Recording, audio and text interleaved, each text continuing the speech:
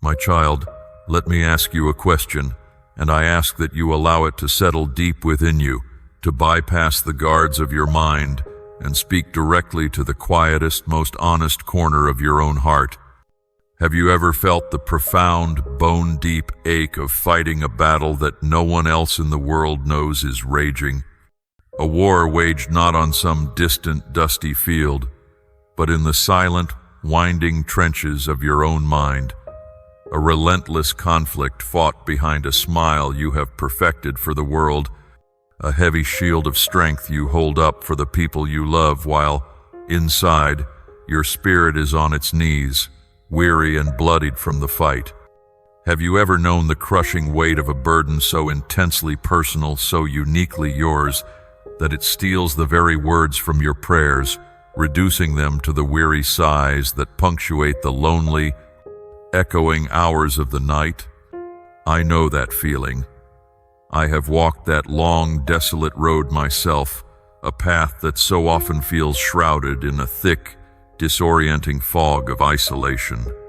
It is the road of feeling utterly invisible even when surrounded by a crowd, of wondering if your deepest cries for help are merely dissipating into the ether, unheard and unanswered.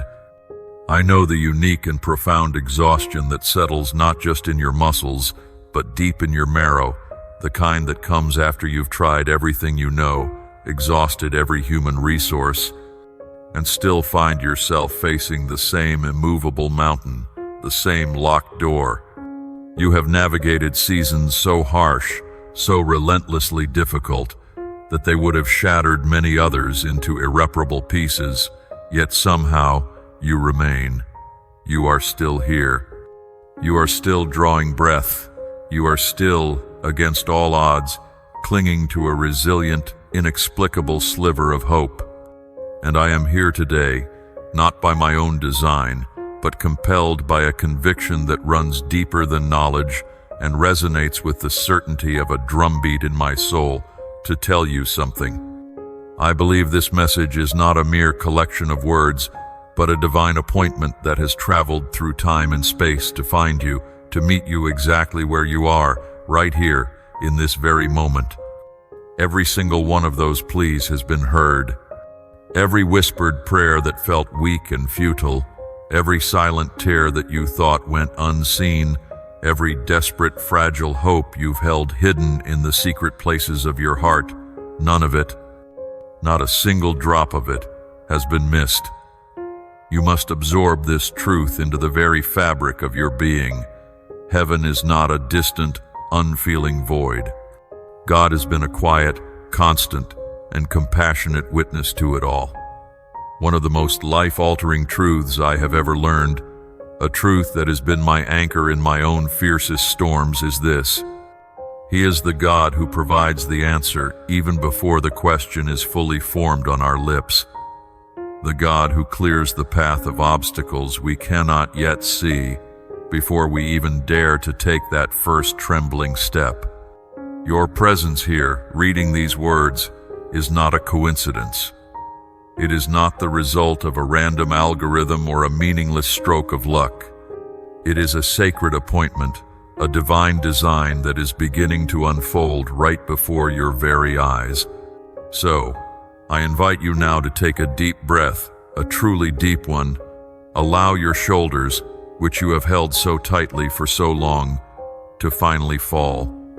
Let these words sink past the well-trained skepticism of your mind, past the calloused scar tissue around your heart, and permeate the fertile soil of your spirit, for a new season is dawning. The cosmic tides are turning in your favor. The time is shifting, and the way forward, the path that has seemed so impossibly blocked, is becoming wide open. The unseen witness, the God of your hidden history. Let us first speak of the silence, for it is only in truly understanding the nature of your perceived isolation that you will come to fully appreciate the breathtaking depth of His attention. I am not speaking of the restorative silence of a peaceful sunrise, but the heavy, suffocating silence of an unshared and seemingly unshareable pain. You know this silence intimately, don't you? It is the silence that fills the car after a devastating phone call when the world outside continues on, oblivious.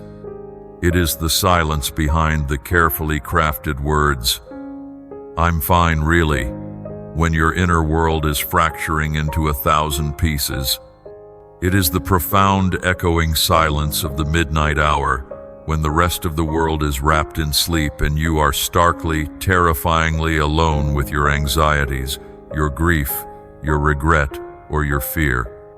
For so long, you may have felt as if you were living your life inside a soundproof room, a place where you could scream at the top of your lungs, and not a single soul would turn their head.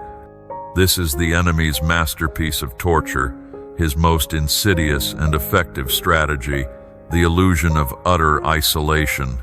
His primary goal is to convince you that you are uniquely, hopelessly alone in your struggle. He whispers venomous lies in the quiet moments. No one could possibly understand this. No one would care even if they did. Your prayers are nothing more than words dissipating into an empty, indifferent sky. He uses the silence as a canvas upon which he paints pictures of doubt, which grow into landscapes of discouragement, and finally mature into the bitter, all-encompassing reality of despair. He wants you to feel forgotten, left behind, a cosmic orphan in an uncaring universe. But today, right now, we are going to shatter that suffocating silence with a truth that resonates with the very power that spoke creation into existence. You are not alone. My child, listen to me carefully. You have never, not for a single fleeting second of your existence, been alone. The very same God who flung the galaxies across the unfathomable expanse of the cosmos and calls every star by its individual, secret name also knows yours. The God who sculpted the majestic mountains and holds all the oceans of the world in the palm of his hand has also seen, counted, and treasured every single tear that has ever fallen from your eyes. I need you to grasp that God's attention is not some generic, panoptic surveillance from a distant throne. It is intensely personal, stunningly detailed, and fiercely loving. He sees you. Not the curated, edited version you present in public, not the strong, capable facade you maintain for your family and colleagues. He sees the real, raw, unfiltered, and vulnerable you that exists when all the masks come off. He sees the thoughts you've never dared to speak aloud. He knows the secret fears you've locked away in the deepest vault of your heart. He remembers the beautiful, fragile dreams you've packed away in the attic of your soul, dismissing them as foolish or impossible. In the very moments you felt most invisible to the world, his gaze upon you was most intent. In the seasons you were convinced no one on earth cared, his arms of comfort were wrapped most tightly around your spirit. He was there. He has been there all along. He watched with profound love as you remained faithful with the little you had, even when you saw no evidence of increase.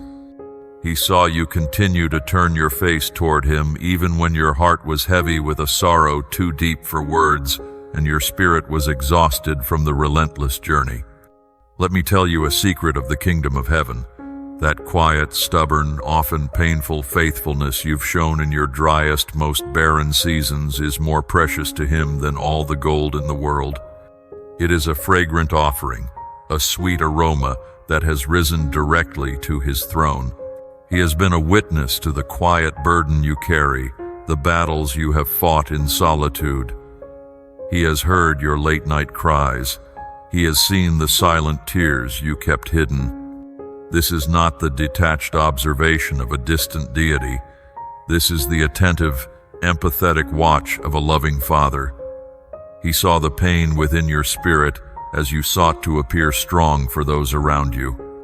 He knows the hopes you set aside when things didn't go as you planned.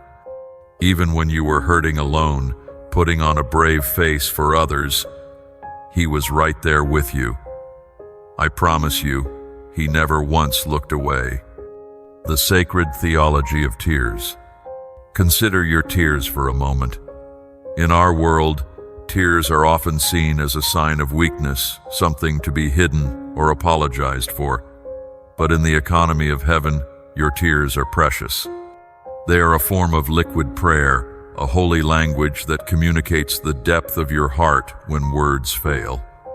Each tear tells a story of a hope deferred, a painful loss, a deep longing. And God not only sees them, He values them. The psalmist wrote that God keeps our tears in a bottle. He records them in His book. Imagine that. Your pain is not meaningless or forgotten. It is recorded, honored, and held in divine memory. He has seen it completely. This truth is the bedrock upon which everything else we will discuss will be built. Before you can receive the blessing He has for you, you must first be rooted and grounded in the unshakable knowledge that you are seen by the Blesser. And you, my precious child, are fully seen, fully known, and fiercely, unconditionally loved. Let this reality be the light that burns away the suffocating fog of loneliness. Let it be the unbreakable anchor for your soul in the inevitable storms of life. You are not an orphan, you are an heir. You are not forgotten, you are remembered. And your hidden history, every last detail, has been recorded in the books of heaven, not in ink of accusation, but in the script of love. The sacred school of waiting, the purpose in the pause. Now, let us walk together with courage and honesty into one of the most difficult, perplexing, and ultimately rewarding classrooms in the spiritual life, the school of waiting. Let's talk about the closed doors. Oh, I know the sharp, metallic sting of that rejection, the gut-wrenching feeling of a door being slammed shut in your face just when you saw a glimmer of hope through the opening. The deep, disorienting confusion that settles in when you've prayed with all your heart. You've prepared meticulously, you've acted in faith, and the result is still a dead end, a resounding and often inexplicable no. You have asked, perhaps in frustration, perhaps in tears, why? Why do opportunities seem to close? Why does it feel like every chance, every hope ends in loss? It is the most natural human reaction to interpret those moments as divine rejection or, worse, divine punishment.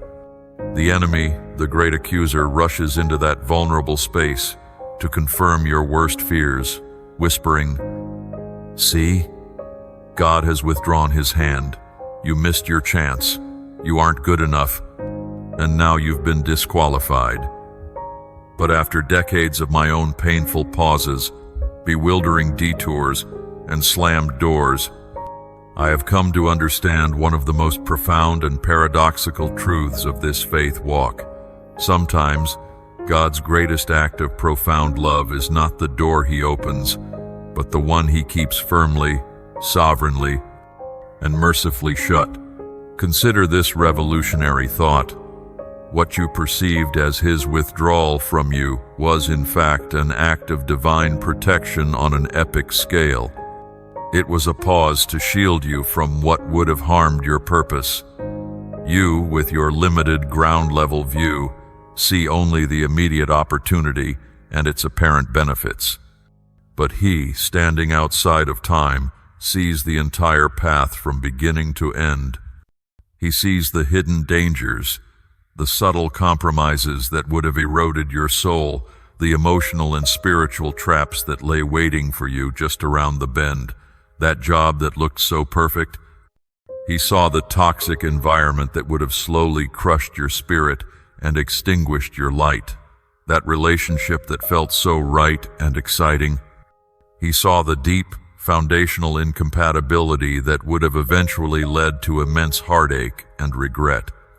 Like a loving father who yanks his child back from a busy street the child cannot see is dangerous, God, in His infinite wisdom and foresight, has been protecting you from paths that looked good to you, but were not good for you and for the glorious destiny He has planned. This waiting period, this sacred pause, has not been a punishment. It has been a profound preparation. It has not been a time of divine inactivity. It has been a time of intense, underground, foundational work. Think of your life as being in a sacred forge. It is in the intense heat of trial and under the rhythmic, often painful, hammering of delay that the most vital qualities of your spirit are shaped, purified, and strengthened. In the forge, faith is refined. Easy faith, comfortable faith, is no faith at all. True, resilient, world-changing faith is not born on the sunlit mountaintop of blessings. It is forged in the dark valley of waiting. It is the stubborn, gritty choice to believe in God's goodness and faithfulness when all your circumstances are screaming the opposite. It is in these long, trying seasons of waiting that your faith is purified of its hidden impurities, your subtle reliance on your own strength, your deep-seated need for control, your cultural demand for instant results, until what remains is the pure, unadulterated gold of trust in Him alone. The waiting was not in vain. It helped you grow, shaped you, and purified your trust. In the forge, character is hardened. Patience, endurance, humility, and resilience, these are not virtues we are simply born with. They are spiritual muscles, and muscles are only built through resistance and strain. Every time you chose to hope in the face of despair, every time you chose to offer praise from a place of pain, every time you chose to get back up after being knocked down by disappointment, you were building a spiritual fortitude, a holy grit, that will be absolutely necessary to carry the weight and responsibility of the blessing that is coming. The hardship you endured was not meant to destroy you. It was meant to reveal the incredible, special purpose He set inside you from the beginning. In the forge, capacity is expanded. $1 million blessing given to a person with a $10 character will crush them. A great leadership opportunity presented to a person with an undeveloped heart can corrupt them. God, in His perfect wisdom, has been using this time to expand your capacity to receive, manage, and multiply what He has for you. He's been stretching your heart to hold more of His love, deepening your wisdom to make righteous decisions, and grounding your identity in Him so that when the abundance comes, you will steward it with grace, humility, and generosity, not squander it with pride, fear, or immaturity. The struggle you feel now is not punishment but preparation, distinguishing God's pauses from the enemy's obstacles. You might be thinking, but how do I know the difference?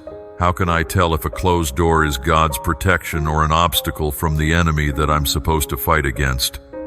This is a question of profound importance, and the answer lies in the art of spiritual discernment, which is cultivated in intimacy with the Father. A door that God closes, even when it's painful, is ultimately accompanied by a deep underlying sense of His peace, a quiet knowing that you are still in His hand. An obstacle from the enemy, however, is designed to produce anxiety, confusion, condemnation, and a frantic sense of striving. God's no or wait leads to a deeper reliance on Him. The enemy's blockade leads to frantic self-reliance. When faced with a closed door, the key is not to bang on it harder, but to turn to the Father and ask, "What are you teaching me in this hallway? Are you protecting me, or are you training me to push?" His peace will be your umpire. Your past delays will soon make perfect, beautiful sense. You will look back from the vantage point of your blessing and understand how He masterfully used the very things that tried to keep you stuck to actually help you advance. No part of your journey has been wasted. Not a single tear, not a single prayer, not a single moment of lonely struggle will be missed from the final, breathtaking tapestry he is weaving. He was not withdrawing from you.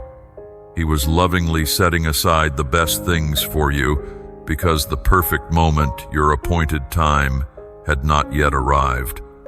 But listen to my heart, my child, for it beats with this truth. I believe with every fiber of my being that the waiting is over. The preparation is complete. The hour is here, and the way is wide open. The legacy shift. You are a chain breaker.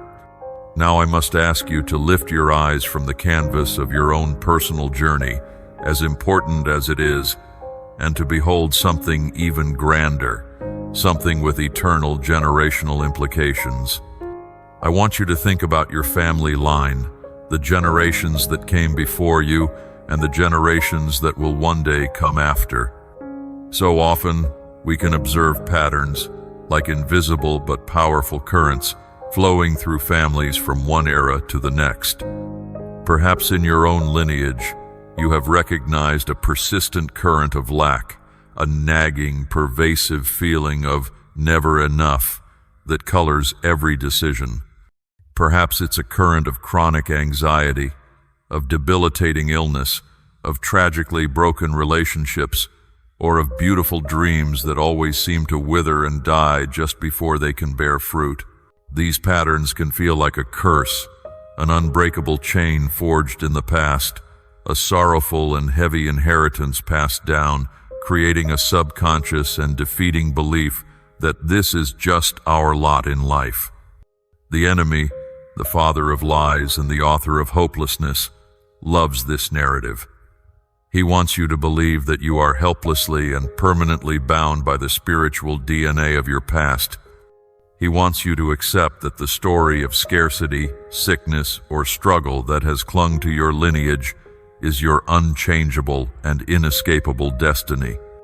But I am here today as a voice in the wilderness, as a herald of a divine interruption, to declare a truth so powerful, so revolutionary, that it has the authority to rewrite your entire family history. I sense this with a deep, prophetic urgency that makes the hair on my arms stand up. I am shifting the course for your entire family line. God is using you, your life, your faith, as a pivotal point in history, as a dam that stops the flow of the old, and a fountainhead from which a new river will spring. Through you, He is redirecting the generational river. He is moving your family story from a history of need to a future of lasting abundance. You, my child, are a chain breaker. The pattern of scarcity that sought to cling to your lineage is now being dissolved. The invisible chains that may have held back your parents and their parents before them are being shattered, not by your strength, but by His authority. The chains are gone because I have declared it. Imagine again that generational river, which for decades, maybe even centuries, has carved a deep, predictable path of hardship and pain through the landscape of your family tree. It seems impossible, audacious even, to think that its course could be altered. But the same God who commanded the waters of the Red Sea to stand up like walls and the Jordan River to part at the feet of His priests can, with a single authoritative word, command a new riverbed to be formed in your life. You are the genesis point of that new river, a river of grace, provision, holistic health, and profound peace that will flow not only into every area of your life, but will surge downstream to your children and your children's children, changing their destinies forever. This is the sacred purpose that your coming blessing carries. It's not just for you, my beloved one, but for those who will come after you. Your faithfulness today, your courageous choice to believe this audacious truth and to walk in it, is a gift of monumental, immeasurable proportions to your descendants. Those who come after you will not experience the fears you once did. Your home, which may have been a place of tension and anxiety, will become a sanctuary, a dwelling place filled with calm instead of anxiety. The simple act of you following him today will become a source of wonder and a powerful testimony for someone else tomorrow. This understanding elevates your personal struggle and your impending breakthrough beyond the realm of personal comfort.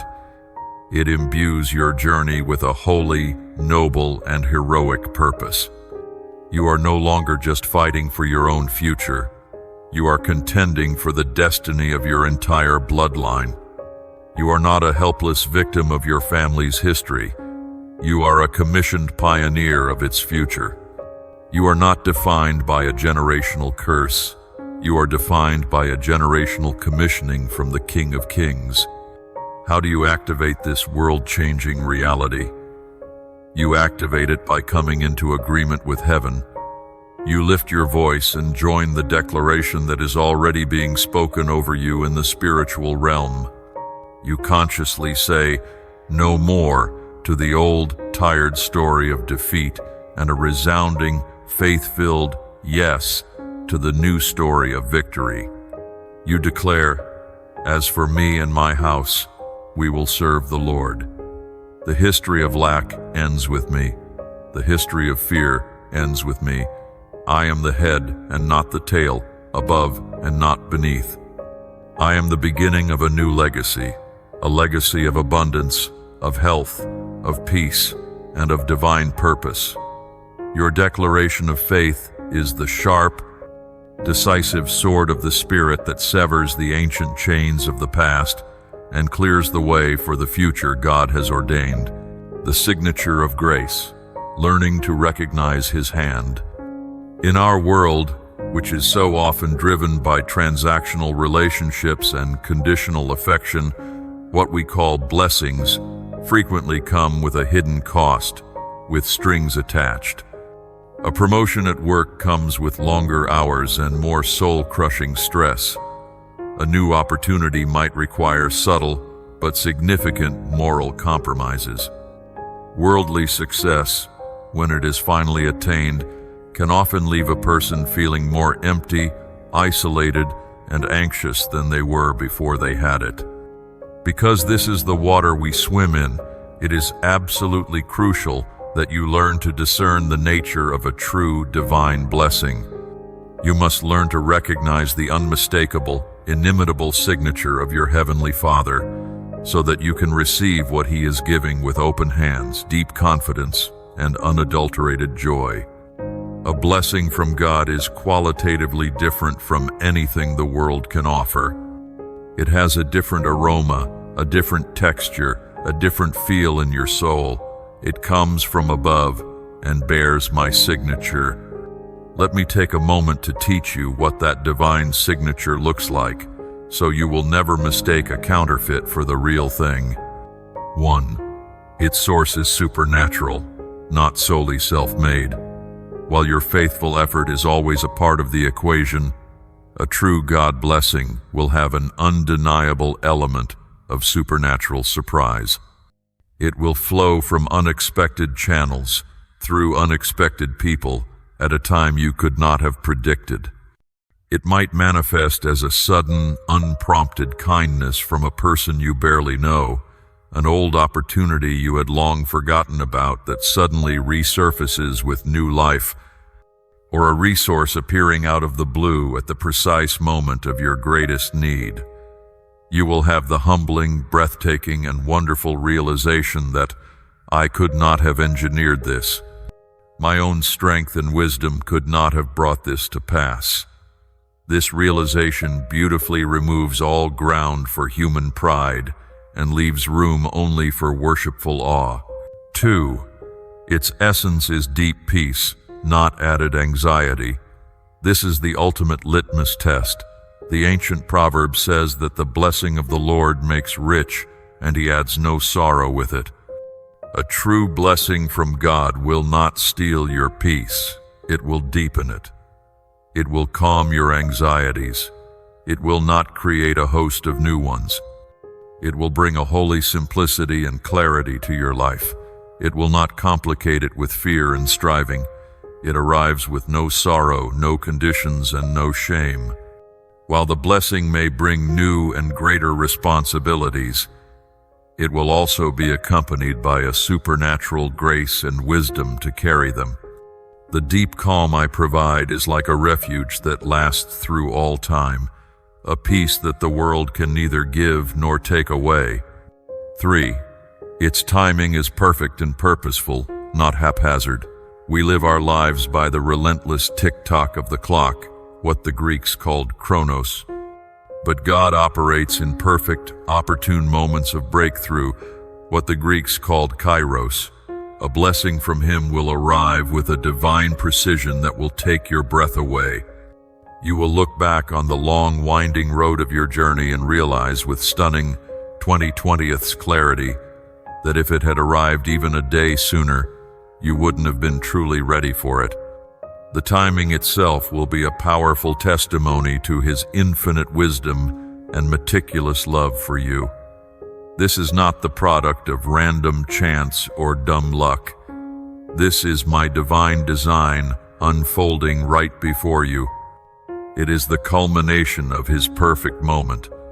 4. Its purpose is always generous, never selfish.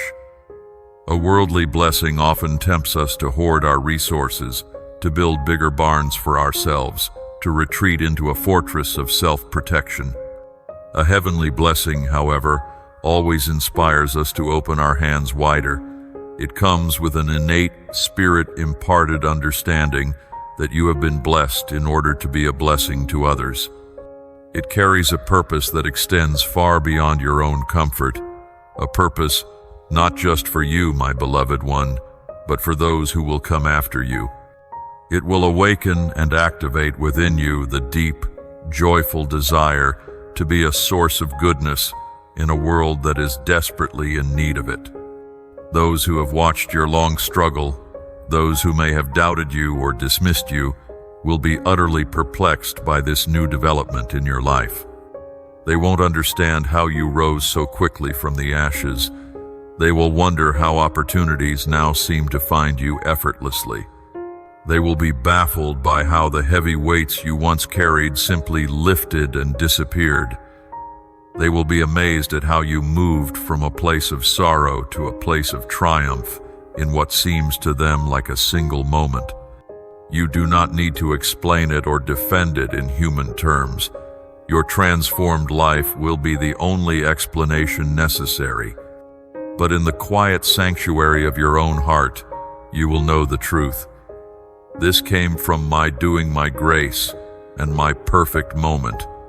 It is the direct, tangible result of your trust, your steadfastness, and your unwavering reliance on Him through the darkest and most difficult of times. So, I urge you, open the eyes of your heart, sharpen your spiritual senses, stop looking for what the world calls success, and start looking for His unmistakable signature. Look for His peace. Look for His timing. Look for His generous heart.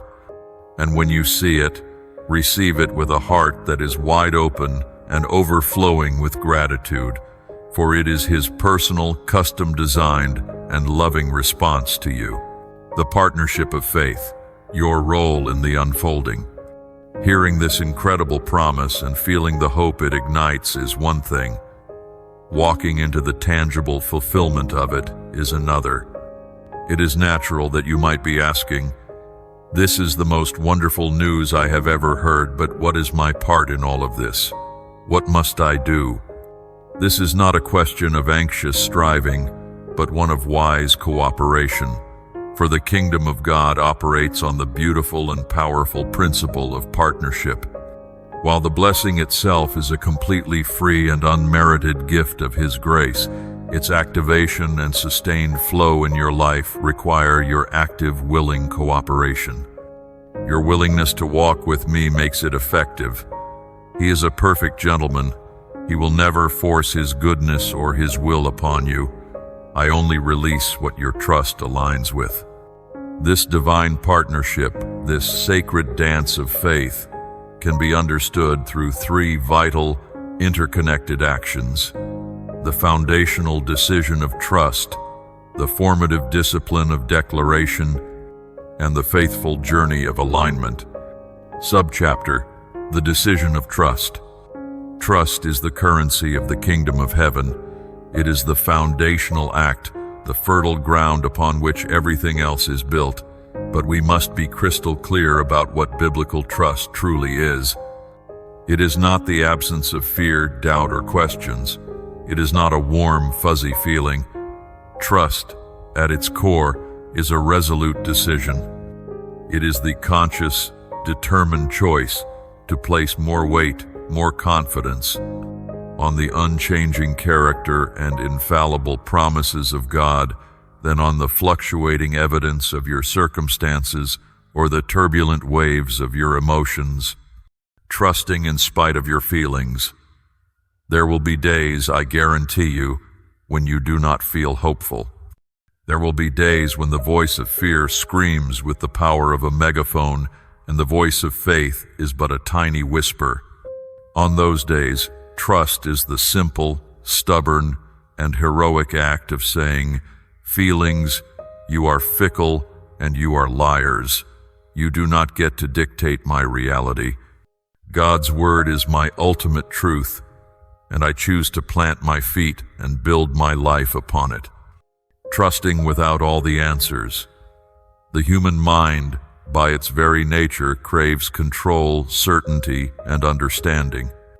We desperately want to see the entire map, with every twist and turn detailed, before we are willing to take the first step. God, however, in His wisdom, often leads us one step at a time, illuminating only the ground immediately before us. He asks us to trust His guidance for the next turn without revealing the whole journey. Trust is the quiet, humble surrender of your need to know everything, exchanging it for the peace of knowing the one who does. Trusting in the dark. Any sailor can trust the captain in a calm sea under a sunny sky. The true test of trust comes in the middle of a raging storm, in the dead of night. Trusting Him while you are still hurting, while the medical diagnosis is still scary, while the bank account is still alarmingly low, that is the kind of potent, fragrant trust that moves the heart of God. It is the most powerful declaration you can make, a statement that shouts to all of heaven and hell that He is more real, more true, and more powerful to you than all of your problems combined. This decision to trust is what opens the door. It is the act of you handing God the keys to your situation, your future, and your heart, and saying, "I have reached the end of my own ability, but I know that with you, all things are possible." And remember, the power is not in the size of your trust. Even trust the size of a tiny mustard seed can move mountains, because the power resides in the limitless, mountain-moving might of the one in whom you place your trust. The discipline of declaration. This is one of the most transformative, world-altering, and yet tragically underutilized principles in the spiritual life.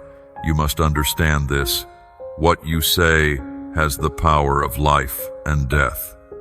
Your words are not merely descriptive, they are profoundly creative. They are seeds. With every sentence you speak, you are constantly sowing seeds into the fertile soil of your future. For too long, you may have been unknowingly sowing seeds of doubt, fear, and lack with your own words, effectively working against the very good that God is trying to bring into your life. Uprooting the weeds of negative confession. From this day forward, you must become a vigilant, ruthless gardener of your mouth. You must actively uproot the weeds of negative confession that have been allowed to grow wild. No more, "I'm so unlucky. I'll never get ahead. This sickness will probably be the end of me. Good things just don't happen to people like me." These statements are not harmless observations. They are active curses you are speaking over your own life, reinforcing with your own authority the very patterns of defeat God wants to break. You must make a firm decision to not speak words that work against the good I am bringing, sowing the seeds of divine truth. You must now intentionally and consistently begin to echo my words with your voice. This is not a new age game of pretending or a psychological trick of faking it till you make it. This is the ancient, powerful, spiritual principle of aligning your speech with God's established reality. These declarations you are to make are not just wishes, they are spiritual truths. They are your vocal agreement with heaven's perspective, and that agreement opens doors in the unseen realm that no one can close. The atmosphere of faith. Consistent, faith-filled declaration does more than just affect future events. It radically changes the spiritual atmosphere of your life right now. When you fill your home, your car, your mind with words of life, praise, and promise, you are actively pushing back the darkness, confusion, and heaviness. You are creating an environment where faith can flourish, where miracles feel at home, and where the presence of God is welcomed and honored. Your words build the very atmosphere you live in. Begin today. Make it a discipline. Speak these truths aloud over yourself, even if you feel foolish at first. Look in the mirror and say, I am favored. I am free from burdens.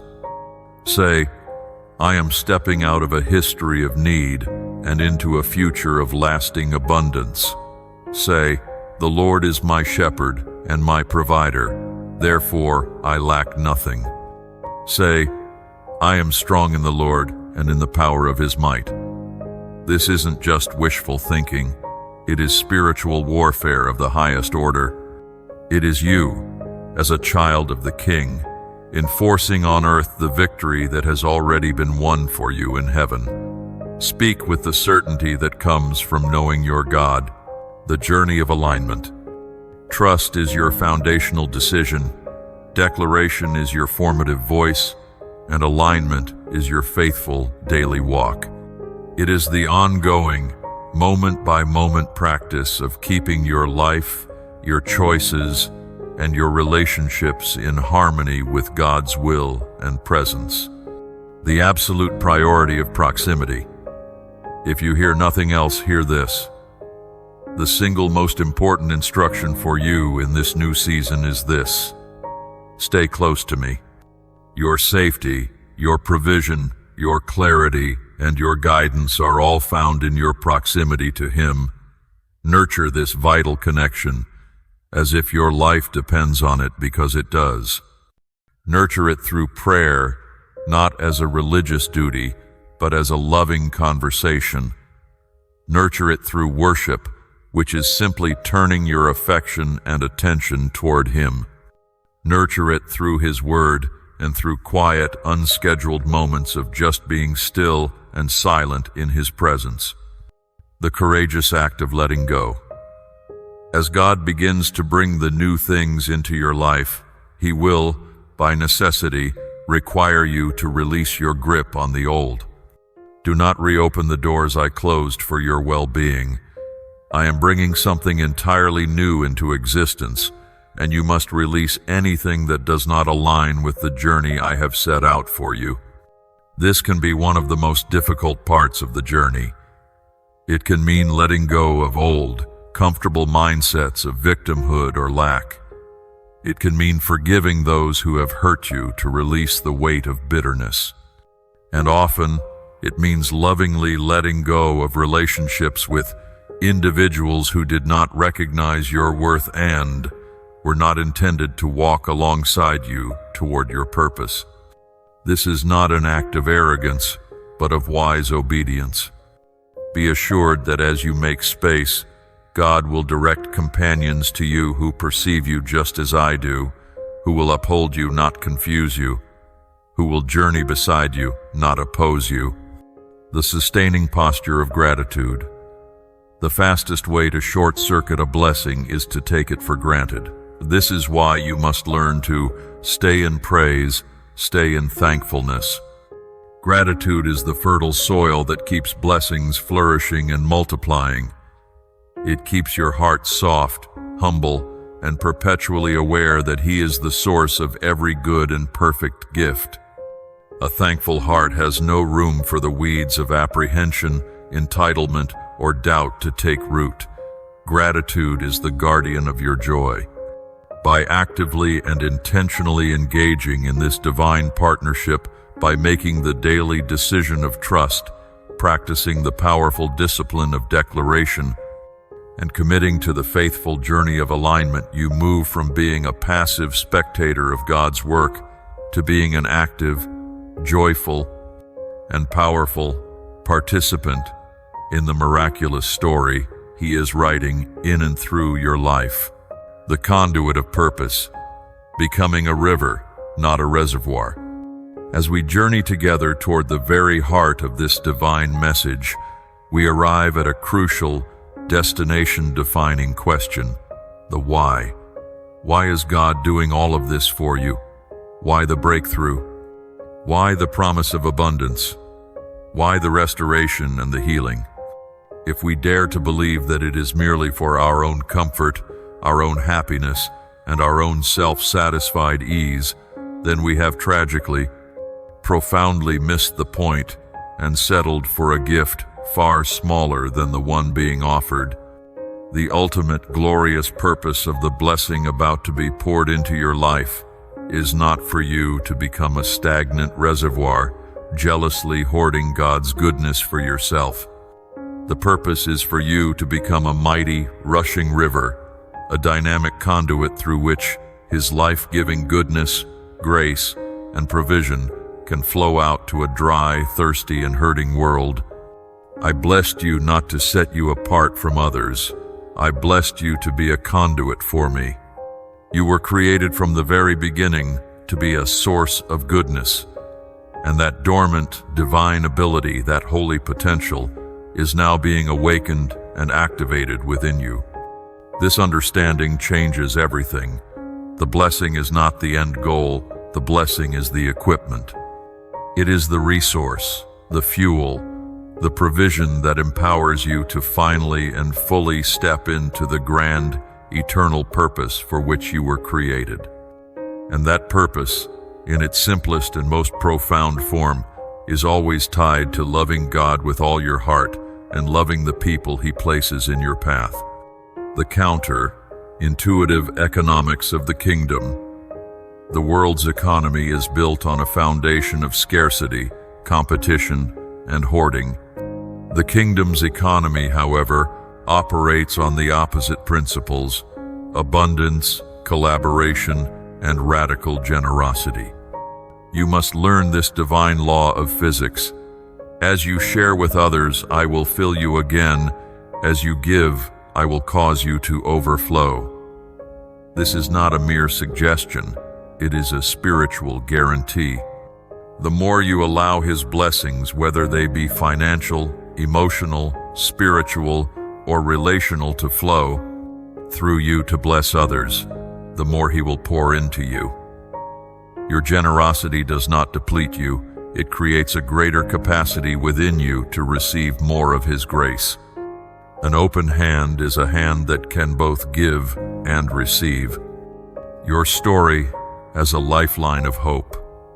The light that God has placed within you, the light that has been rekindled through your trials, was never meant to be hidden under a bushel basket of fear or insecurity.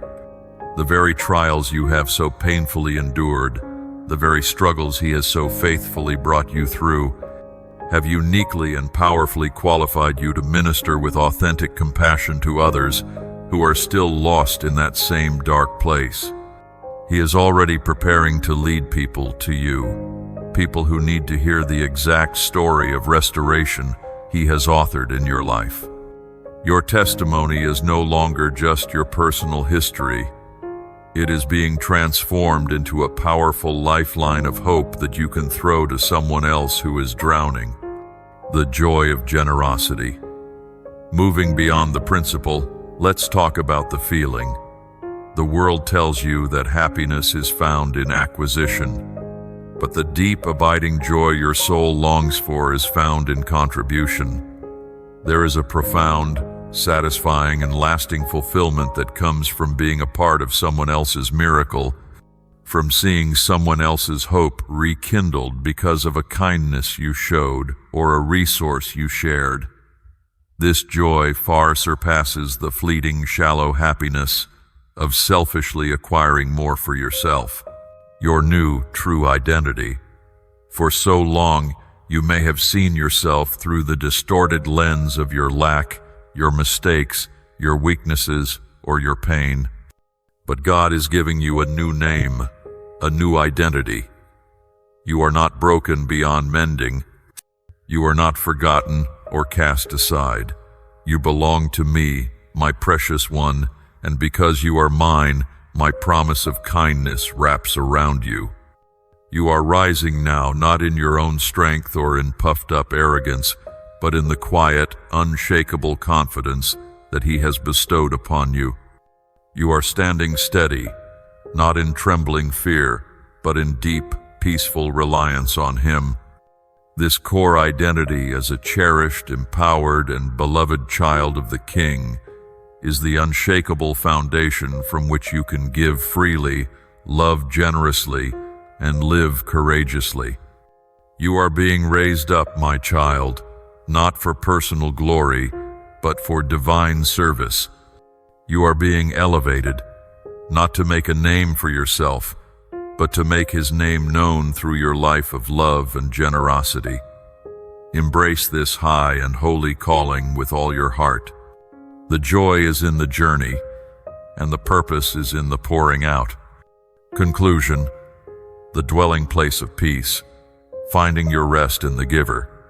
And so, my cherished child, after this long and deep journey through promise and pain, through purpose and partnership, we arrive back at the beginning, at the very heart and soul of the matter, your intimate, personal, and loving relationship with your Heavenly Father. The blessings are wonderful, the breakthroughs will be exhilarating, the new beginnings are life-giving and beautiful. But the greatest gift of all is not what He gives you. It is, and always will be, the gift of Himself. The ultimate goal of this entire transformative process is not just to change your circumstances, but to draw you into a deeper, more profound, and more constant intimacy with the Giver of all good things. The most profound and unshakable peace you will ever know is not found in a life that is magically free of problems, but in a life that is lived in constant, conscious communion with Him, the Prince of Peace Himself. Find your repose simply by being with me. Let your mind settle into quietness. You can finally lay down the heavy, exhausting burden of trying to figure everything out. You do not need to feel concern about what lies ahead, for I am already there before you. You can release the frantic, white-knuckled grip of striving and straining to make His promises come to pass in your own strength. You do not need to chase after the things I have promised you.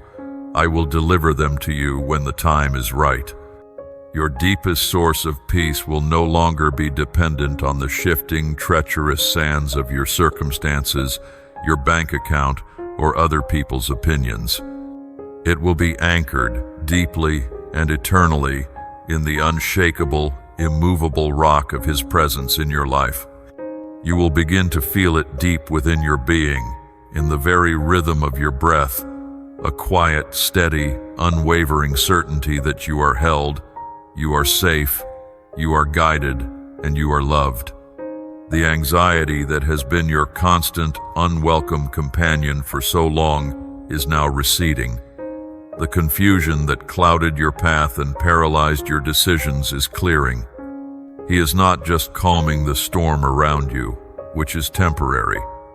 I am bringing stillness to your innermost self, which is eternal. So breathe. Breathe in His unending grace, and breathe out the years of accumulated striving. Let go of the need to understand every detail of the past, and simply fall back into the strong, loving arms of the one who understands you completely.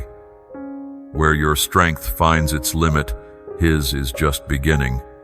Where your best laid plans fall short, his grand, masterful design will always succeed. Where your vision is dim and clouded by fear, his light will guide you home. You are stepping into a season where your awareness of his nearness, his goodness, and his love will be your most tangible and precious reality. Receive this gift with open hands. Walk forward in this truth with a confident heart, and know, down to the marrow of your bones, without a single shadow of a doubt, that you are cherished beyond all measure by a God whose promises hold true, always and forever. A new season is beginning. The time has shifted. The way is wide open. Walk forward with courage.